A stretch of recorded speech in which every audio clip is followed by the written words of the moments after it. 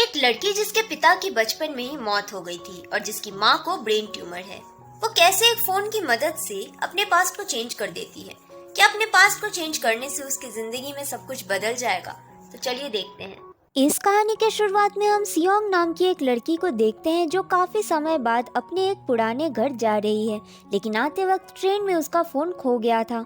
रास्ते में उसे सूंग हो, जो कि उसका पड़ोसी था, उसे लिफ्ट देता है। घर जाके उसे एक पुराना फोन मिल जाता है जिसके जरिए वो अपने फोन पे कॉल करती है, लेकिन जो लोग उसका कॉल उठाते हैं वो उससे फोन के बदले पैसे मांगते हैं और फिर फोन रख देते हैं। थोड़ी देर बाद एक कॉल आती है जिसके दूसरे साइड से एक लड़की की आवाज़ आ रही थी जो कह रही थी कि क्या तुम सुन रही हो, मुझे मेरी माँ से बचा लो। सियोंग को लगता है ये रॉन्ग नंबर है। इसके बाद सियोंग अपनी माँ से मिलती है जिन्हें ब्रेन ट्यूमर है। उसकी अपनी मॉम से ज़्यादा बनती नहीं, क्योंकि एक गैस लीक में उसके डैड की सालों पहले मौत हो गई थी, जिसका जिम्मेदार वो अपनी मॉम को समझती है क्योंकि वो गैस बंद करना भूल गई थी। घर आने के बाद उसे फिर से उसी नंबर से कॉल आती है। इस बार वो लड़की कहती है उसकी मॉम उसे मार देंगी और ये कहते ही कॉल कट जाता है। रात को जब सियोंग सो रही थी तो एक आवाज़ आती है। जब वो जाके देखती है तो दीवार से एक फोटो फ्रेम नीचे गिरा हुआ था। वो फोटो फ्रेम लगाने जाती है तो उसे लगता है दीवार खोखली है। वो उस दीवार को तोड़ती है और वहाँ उसे सीढ़ियाँ दिखती है। वो उसके अंदर जाती है तो उसे एक बक्सा मिलता है जिसके अंदर एक डायरी और कुछ जादू तंत्र के सामान थे। उसे उसमें एक लड़की की तस्वीर भी मिलती है जिसे लेके वो सुंगहो के पास जाती है, जो उसे उस तस्वीर वाली लड़की का नाम बताता है जो था योंग सुक, जो कि सियोंग के घर 1999 में रहती थी। इसके बाद घर आके सियोंग को उसी नंबर से बार बार कॉल आ रहे थे। कॉल उठाने पर पता चलता है कि दूसरी साइड की लड़की ही योंग सुक है और वो भी उसी घर में रहती है जिसमें सियोंग है, पर किसी और समय में। सियोंग है 2019 से, जबकि योंग सुक है 1999 से। ये दोनों लड़कियां अलग अलग समय से है, एक पास्ट से तो एक प्रेजेंट से। ये फोन प्रेजेंट को पास्ट से जोड़ता था। सियोंग उसे यकीन दिलाने के लिए न्यूज़ आर्टिकल्स और इंटरनेट से पास्ट की घटनाएं उसे बताने लगती है, क्योंकि वो घटनाएं ऑलरेडी घट चुकी है। वो उसे अगले दिन एक प्लेन क्रैश के बारे में बताती है और सच में ऐसा ही होता है। अब इन दोनों में अच्छी खासी दोस्ती हो जाती है और दोनों रोज़ बात करने लगते हैं। दोनों को ही अपनी मॉम पसंद नहीं। योंग सुक की सौतेली माँ तो उस पर बहुत जुल्म करती है अपने जादू तंत्रों से, क्योंकि उसका मानना है कि उसकी बेटी पागल है। अब 1999 में हम देखते हैं कि छोटी सियोंग और उसके मॉम डैड उसी घर को खरीदने के लिए आए हैं जहां योंग सुक रहती है। योंग सुक छोटी सियोंग से मिलती है और बड़ी वाली को कॉल लगा के उसके डैड की आवाज़ सुनाती है, जिससे सियोंग इमोशनल होकर रोने लगती है।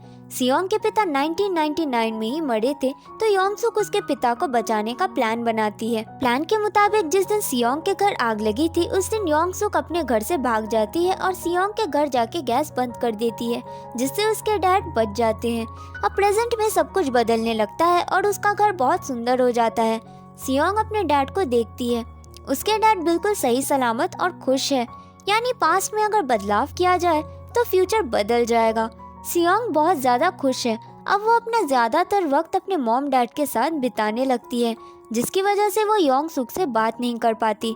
इस बात से अब योंग सुक उससे थोड़ा चिढ़ने लगती है।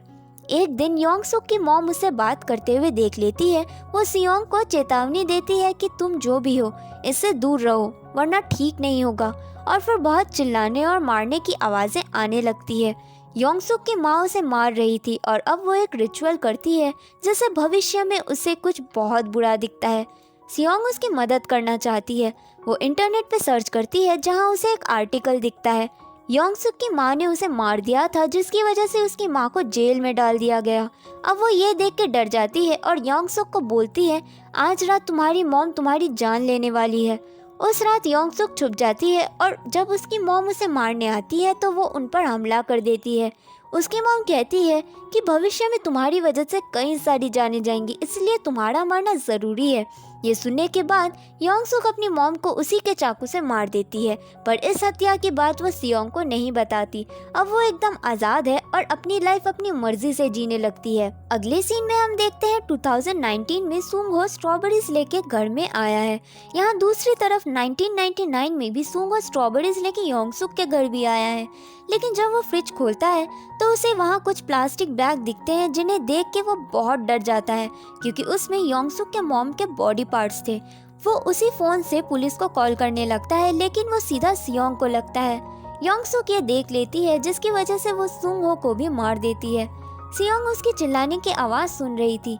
अब वो नीचे आती है तो उसे सुंगहो वहाँ नहीं दिखता। सुंगहो पास में मर गया था, जिससे अब वो प्रेजेंट से भी गायब हो जाता है। सियोंग उसका स्ट्रॉबेरी फार्म देखने जाती है, जो 20 साल पहले ही बंद हो चुका था। उसको छोड़ के किसी को भी उसके बारे में मालूम नहीं होता। फिर वो पुलिस स्टेशन जाती है, जहाँ वो सुंगहो के बारे में पूछती है। वहाँ एक ऑफिसर कहता है वो तो 20 साल पहले मर गया। ऑफिसर उसे 1999 की रिपोर्ट दिखाता है, जहाँ योंगसुक ने ही उसे मारा था और योंगसुक को उम्र कैद हो गई थी और वो आज भी जेल में है। अब सुंगहो के ना मिलने पे 1999 में योंगसुक के घर तो पुलिस वाले आते हैं, जहाँ वो उन्हें झूठ बोलती है कि वो तो सुंगहो को जानती ही नहीं। फिर एक ऑफिसर वहाँ स्ट्रॉबेरी का बॉक्स देख लेता है और उसको उस पर शक हो जाता है, लेकिन योंगसुक कहती है ये उसकी मॉम ने मंगाया था और अब वो बाहर गई हुई है। फिर पुलिस वाले वहाँ से चले जाते हैं। सियोंग गुस्से में योंगसुक को बोलती है कि तुमने बहुत गलत काम किया है और इसकी वजह से तुम्हें उम्र कैद की सजा होने वाली है। योंगसुक डर जाती है क्योंकि वो जेल नहीं जाना चाहती। वो उससे पूछती है कि पुलिस वाले मुझ तक कैसे पहुंच गए, मुझे सारी जानकारी दो, पर सियोंग उसे बताने से मना कर देती है और फ़ोन रख देती है और फिर उसका कॉल नहीं उठाती। एक दिन 1999 में छोटी सियोंग अपने डैड के साथ उसके घर आती है, क्योंकि आज उसकी मॉम को घर बेचने के सिलसिले में उनसे मिलना था, लेकिन वो नहीं आई। आती भी कैसे, वो तो मर चुकी है और ये बात सिर्फ योंगसुक को पता है। अब योंगसुक एक डरावना स्माइल देती है और उन्हें अंदर बुला लेती है। बदला लेने के लिए योंगसुक बच्ची के सामने ही उसके डैड को जान से मार देती है और उसे कैद कर लेती है। इस वक्त प्रेजेंट में सियोंग अपने डैड के साथ कार चलाना सीख रही है, पर जब वो पास में नजर दौड़ाती है तो उसके डैड गायब होने लगते हैं, जिससे वो बहुत घबरा जाती है और रोने लगती है। उसे समझ आ जाता है कि योंगसुक ने उसके डैड को भी मार डाला है। अब वो दौड़ के घर आती है, जो पूरा खंडर बन गया था।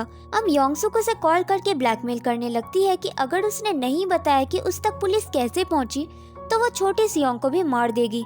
ऐसा करने से प्रेजेंट से एडल्ट सियोंग भी गायब हो जाएगी। सियोंग इंटरनेट से देख के योंगसुक को बोलती है कि जिस चाकू से उसने मर्डर किए हैं वो चाकू एक कबाड़ी वाले के पास है, जो उसे एक गैराज में मिलेगा।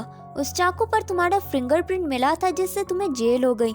सियोंग ने सब सही बताया था, पर उसने उसे कोई दूसरी जगह बताई जहाँ धमाका होने वाला था।